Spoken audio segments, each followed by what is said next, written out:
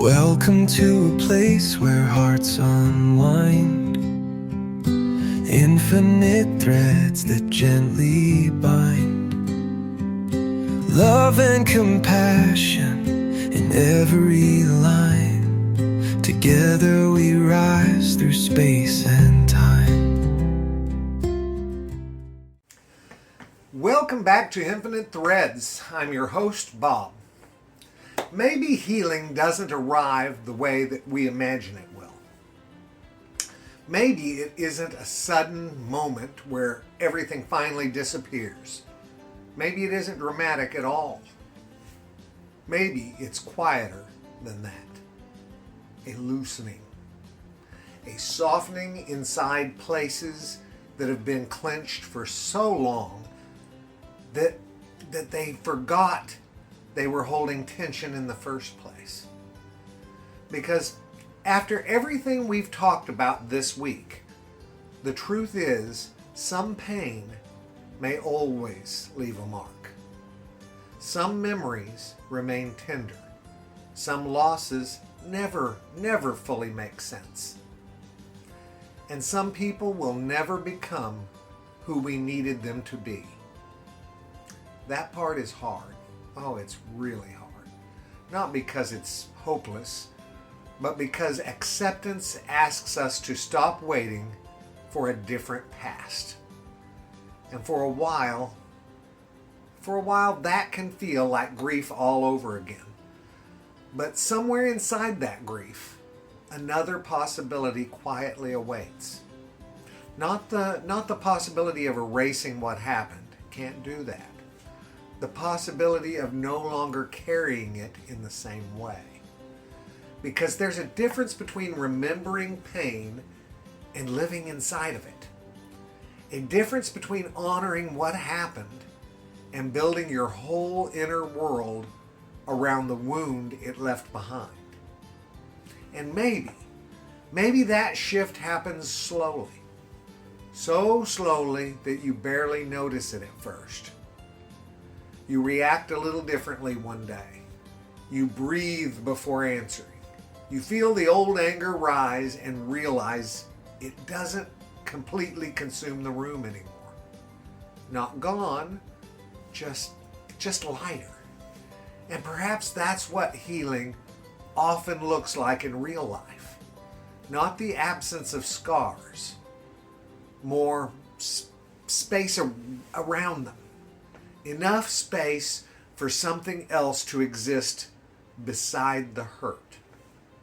A quiet morning, a genuine laugh, a moment of peace that arrives without asking permission. The little things. Small returns to yourself.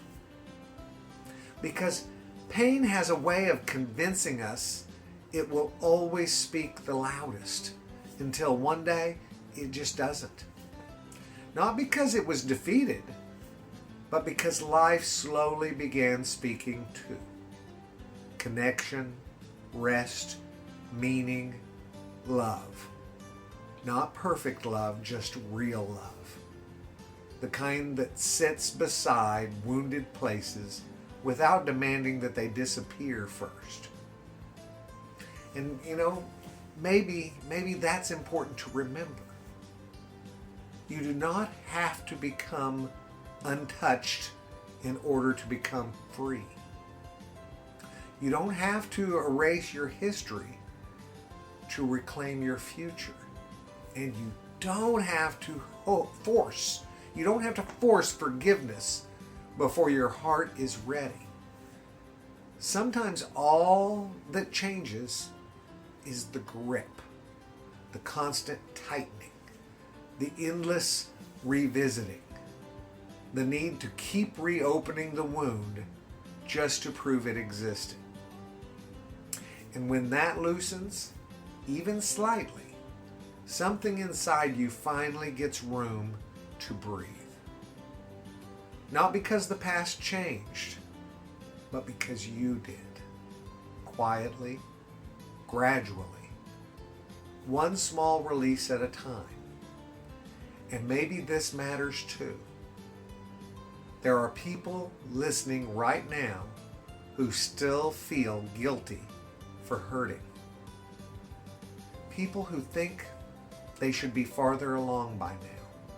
People who hear words like healing and forgiveness and wonder if they somehow failed because the ache still exists.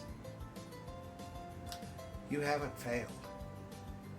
Some wounds take time simply because they mattered deeply. That isn't weakness. That's the cost of being someone capable of loving deeply enough to be hurt. And if there's anything this week has really been about, well, maybe it's this. Not forcing yourself to let go before you're ready, but realizing you don't deserve to carry unbearable weight forever either. There's a middle space there, a human space, a place where honesty and compassion can exist together, where you can say, yes, this hurt me, or yes, part of me still aches, and yes, I still want peace. Not because what happened was small, but because your life is still sacred too. And maybe tonight, that's enough. Not closure, not a perfect ending. Just one quiet breath where something inside you realizes the thread was never broken completely, even after all of it, especially after all of it. You guys, I talk to you each and every week about love and compassion because that's what I feel is the most important things. Look at what's going on around us. We make choices. We make choices. The one thing, and I've said this many times before, and it's been said to me, the one thing that we have control over, the one thing that we can control everything about, is how we respond, how we react to things. And that is our choice. And we make these choices. We have people that say the devil made me do it, or God made me do it, or whatever. That's putting off your responsibility. You have a responsibility as to how you react to things. And that choice is always ours. It's ours, no matter what is going on. I love you all very, very, very much. I've made that choice. and you know what I need you to do? I need you to make a choice. I need you to go out and pass that on, okay? Later, Gators. Bye-bye.